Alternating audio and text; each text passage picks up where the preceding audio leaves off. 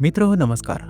मी बघितली नेटफ्लिक्सवर आलेली 7 एपिसोडची वेब सिरीज तस्करी, ज्यात मुख्य भूमिकेत आहेत इम्रान हाशमी, अमृता खानविलकर, झोया अफरोज, शरद केळकर इत्यादी. ही वेब सिरीज क्राईम थ्रिलर प्रकारात मोडते, जी स्मगलिंगच्या अंधाऱ्या जगात नेते. कस्टम्स डिपार्टमेंट, एअरपोर्ट ऑपरेशन्स आणि एक ऑर्गनाइज क्राईम यांचा गुंतागुंतीचा खेळ या कथेत मांडलेला आहे. कथेच्या केंद्रस्थानी काही प्रामाणिक आणि कर्तव्यदक्ष असे कस्टम्स अधिकारी आहेत, जे केवळ गुन्हेगारांशीच नाही तर सिस्टीममधील भ्रष्टाचार, राजकीय दबाव यांच्याशीही झुंज देत असतात. कथा हळूहळू पुढे सरकते आणि स्मगलिंगच्या जाळ्यात अडकलेली माणसं, त्यांची मानसिकता आणि ध्येय एक एक करून वेगवेगळ्या एपिसोडमध्ये समोर येतात. इथे पटकन घडणारे ट्विस्ट नाहीत, तुंबळ हाणामारी नाही, मोठमोठे डायलॉग्स नाहीत, पण ज्या प्रकारची तस्करी दाखवली आहे ती रोखण्यासाठी अधिकारी जी मेहनत घेतात, जी जासूसी करतात, ती बघण्यासारखी आहे. अभिनयाच्या बाबतीतसुद्धा तस्करी खूप मजबूत आहे. मुख्य भूमिकेतील सर्व पात्रांचा अभिनय अतिशय चांगला झाला आहे. त्यांचा अभिनय ओरडून दाखवणारा नाही, तर डोळ्यातून, शांत संवादातून आणि बॉडी लँग्वेजमधून व्यक्त होतो.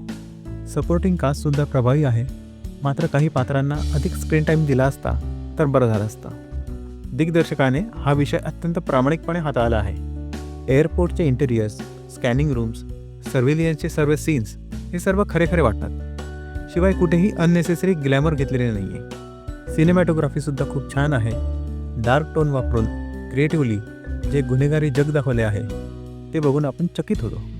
बॅकग्राऊंड स्कोअरसुद्धा जबरदस्त आहे, जो त्या सीनचे गांभीर्य टिकवून ठेवतो. मात्र तस्करीची सर्वात मोठी कमजोरी म्हणजे त्याचा संथपणा. सुरुवातीलाच प्रेक्षकांना एकदम भारी असे काहीतरी दाखवून त्यांच्या अपेक्षा उंचावून नंतर मात्र कथा थोडी ढिली होते आणि संथ होते. मध्ये मध्ये काही प्रसंग रिपीट होत असल्यासारखे सुद्धा वाटतात. जिथे एज ऑफ द सीट अनुभव अपेक्षित असतो तिथे ही वेब सिरीज थोडी कमी पडते. काही ठिकाणी मोठ्या ट्विस्टची अपेक्षा निर्माण होते, पण तो ट्विस्ट तितका स्ट्रॉंग होत नाही. तरीसुद्धा या वेब सिरीजची ताकद म्हणजे कथा, खरेपणाच्या जवळ जाणारे सर्व सेट्स, पात्रांचा अभिनय, म्युझिक, शिवाय चकचकीत दिसणारा सर्व फ्रेम्स आणि क्रिएटिव्ह स्टोरी टेलिंग. स्मगलिंग हा फक्त ॲक्शन आणि चेसिंगचा विषय नसून तो एक ऑर्गनाइज्ड बिझनेस आहे, हे इथे ठळकपणे दाखवले आहे.